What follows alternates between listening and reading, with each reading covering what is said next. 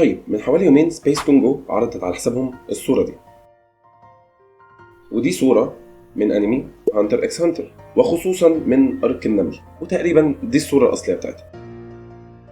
شالوا بس منها الكاركترز اللي ظاهرة في الصورة دي عشان ما يحرقش عليك حاجة من الأحداث. وده يخلينا نتكلم عن نقطة مهمة جدا، أرك النمل ونزول أرك النمل باللغة العربية قرب جدا خلاص. فيا ترى سبيس تون هتتعامل مع الأرك ده إزاي؟ أرك النمل اللي ما يعرفش واحد من أهم الأركات، يمكن مش في أنمي هانتر إكس هانتر بس، في الأنميات كلها. أرك محبوب من فئة كبيرة جدا من مشاهدين الأنمي ومشاهدين الدبلجة، مستنيين الأرك ده بالذات من أول ما تم الإعلان عن دبلجة هانتر، وهم مستنيين هل يا ترى هيوصلوا للأرك ده ولا لا. دلوقتي سبيس تون جو حطت جوه الأبليكيشن الصورة دي، وحاطين على حسابهم زي ما قلنا الصورة دي، فاللي هو خلاص دبلجة هانتر اكس هانتر اقتربت. وده خلينا نتكلم بقى في كذا نقطة. أول حاجة، أنا واحد للي ما يعرفش ده عني، واحد من محبين انمي هانتر اكس هانتر جدا. يمكن انمي هانتر اكس هانتر هو المفضل بالنسبه لي على الاطلاق، وواحد اتفرجت على الانمي ده اكتر من مره بالدبلجه الياباني وبالدبلجه الانجليش، وحاليا هو مع سبيس تون في الدبلجه العربي. فدايما كنت متشوق جدا ان انا اسمع الاحداث دي والاركات دي باللغه العربيه اللي انا بحبها وبدبلجه سبيس تون اللي احنا اتربينا عليها من زمان. فهل يا ترى ارك زي ده سبيس تون هتعرف تتعامل معاه بالشكل الذي يليق بيه ولا لا؟ سبيس تون ورتنا في انميات قبل كده ان هي تقدر تتعامل مع الانميات بشكل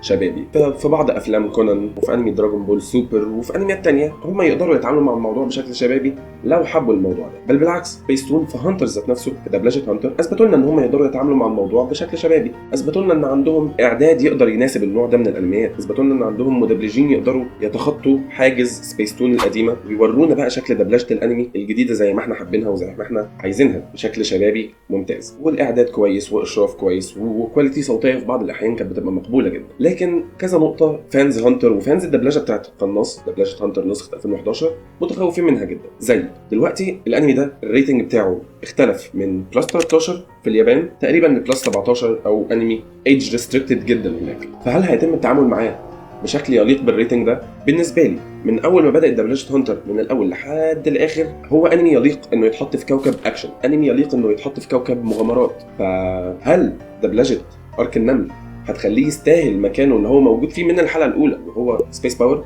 دايما سبيس باور معودنا ان هو خلاص ده مكان للشباب، ده مكان ينفع يتم التعامل فيه مع الانميات باحترافيه شبابيه. فدلوقتي الارك ده فيه احداث كتيره قوي ظلاميه، واحداث كتيره قوي غامضه، واحداث كتير قوي دمويه، واحداث كتير قوي ما تليقش بالتعامل الطفولي بتاع كوكب اكشن وكوكب مغامرات. فدلوقتي الانمي ده المفروض يستاهل انه يتحط على سبيس باور. هل هيعملوا كده ولا لا؟ ده يحتاج اعداد جيد يليق بالموضوع اللي احنا جايين نتكلم عنه، واختيار اصوات ممتاز. لازم اختيار اصوات ممتاز، لان الانمي ده فيه 3-4 شخصيات رئيسيه جدا وشخصيات تانية جانبيه مهمه، بس الشخصيات الرئيسيه زي ملك النمل مثلا مين هيعمله؟ الناس اقترحت استاذ اياس ابو غزال، والناس اقترحت ان يوبي استاذ محمد كريم حسون، بوف استاذ رأفت بازو، بيتو تبقى الاستاذه رشا بيدس. فدي اقتراحات من الناس اقترحتها ولسه هنشوف هيتم الاختيار الاصوات ايه. يمكن دلوقتي الصوت الوحيد اللي احنا نعرف ان هو خلاص تم اختياره استاذه رغده الخطيب في ملكه النمل ذات نفسها. بقيه الاختيارات هتبقى عامله ازاي وبقيه الاصوات هنستنى ونشوف. طيب تاني نقطه، ارك النمل فيه كائنات انثويه مستفزه شويه. طيب سبيس تون دلوقتي اثبتت لنا ان هي تقدر تعمل معالجه الكترونيه كويسه، معالجه الكترونيه ممتازه في بعض الاحيان، مش مجرد بيكتفوا بتغطيه الاجسام بالوان كده بتبقى ساده وبتبقى اتمه كده، بالعكس بقوا يلبسوا الكاركترز هدوم من البدايه، بقوا يحطوا فوقيهم تكستشرز ملابس كامله. فتمام ممكن يتم التعامل مع المشاهد الانثويه او مع الكاركترز الانثويه كده. فهل هيعملوا كده ولا هيكتفوا بالقصقصه بشكل كامل؟ برضو تعالوا نشوف ايه اللي ممكن يحصل في الموضوع ده. وده ينقلنا نقطه تانية مهمه جدا في دبلجه هانتر وخصوصا في دبلجه ارك النمل، وهي شخصيه جون باداء الاستاذه امال حويجه. دلوقتي جون في بدايه الانمي شخصيه طفوليه جدا وشخصيه بريئه ومشرقه ومقبله على الحياه، لكن جون في ارك النمل شخصيه ظلاميه قوي وشخصيه انهزاميه وشخصيه مكسوره وشخصيه فقدت الامل في معاني كتير قوي وفي حاجات كتير قوي في الحياه. هل يا ترى هيتم التعامل وهيتم توجيه الاستاذه امال حويجه بشكل مناسب لشخصيه جون دي؟ شفنا في مشاهد قبل كده ان الاستاذه امل حويجه بتعرف تعمل ده، زي في مشهد كده في اواخر ارك الصيادين لما هانزو كان بيكسر دراع جون. سمعنا حاجات مبشره جدا بالخير، وسمعنا غضب وسمعنا صراخ. اقول لك استسلم. لن استسلم لا. لكن قصادها سمعنا مشهد تاني لما جون كان جوه مخبأ عصابة العناكب لما كان بيلعب ريست مع نوبوناجا. المفروض المشهد ده فيه صراخ وحركات كتير قوي عملتها بالفعل في الدبلجة القديمة بتاعت القناص نسخة سبيس تون. اسمعوا كده معايا هي كانت عاملة ازاي في النسخة القديمة. مستحيل. هل تذكر الذين قتلهم؟ هل بكيت على واحد منهم؟ لم تفعل فأنت قاتل لا تعرف معنى الرحمة. ودلوقتي شوفوا معايا في النسخة الجديدة عاملة ازاي. فلماذا إذن لا تشعرون بهذا الشيء أو بشيء قليل منه للأشخاص الذين قتلتموهم؟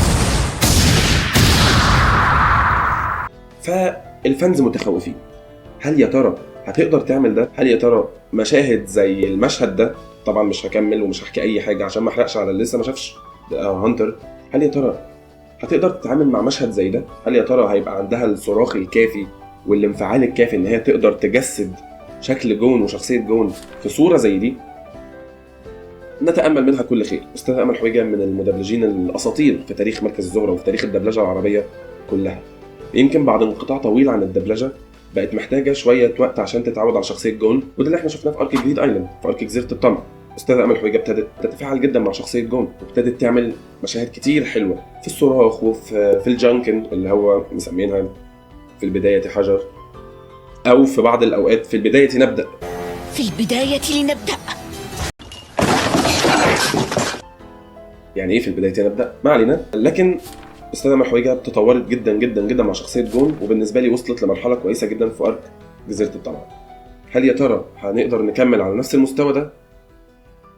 يا ريت. ويبقى كده فاضل لنا اخر نقطه، ودي اللي مخوفه اغلب الفانز من دبلجه هانتر ومن دبلجه ارك زي ارك النمل بالتحديد. هل يا ترى هيتم التعامل مع الموضوع باعداد يناسب الموضوع ده؟ هيتم التعامل مع كائنات النمل باعتبارها وحوش؟ هل هيتم التعامل مع ملك النمل باعتباره بيحبس البشر عشان كده؟